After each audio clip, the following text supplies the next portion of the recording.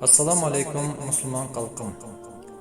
Устаз Чубагажы Жалиловдун бул дүйнөдөн өткөнүнө 2 жылга айланып баратса да, али тирүүдөй сезилет. Анткени устаздын эмгектери анын экинчи өмүрү. Кээ бир алымдарыбыздын айтуусуна караганда, устаз Чубак 100 жылда бир келчү адамдардын катарында токтойт дешет.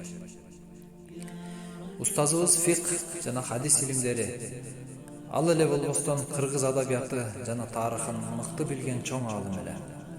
Мына ушул устазыбыздын калың элге азыраак жетип калган эбегейсиз чоң эмгектерин, сабактарын жайылтуу максатында Чубак устаздан чым-чым кеп аттуу 1 айлык бүткүл элдик эстафета же челлендж жарыяланган.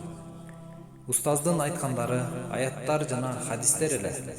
Демек биз дагы интернеттен ушул заманында пайгамбарыбыздын аманат жеткирүүчүлөрү, сүйүктүүлөрүнөн бололу.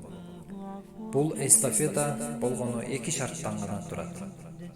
Биринчиси, ушул көрүп жаткан роликти максималдуу түрдө жакындарыңыздар менен бөлүшүңүздөр. Экинчиси, устаздын элге аз жеткен аудио, видео китептерин жеткирүү, жандандыруу.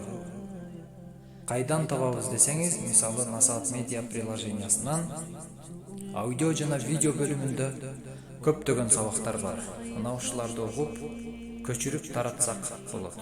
Менимче, Насаат медиа жамааты бизди туура түшүнөт деген ойдомун. Анда эмесе ар бирибиз жакшылыкка шериктеш бололу. Ассаламу алейкум ва рахматуллахи ва баракатух.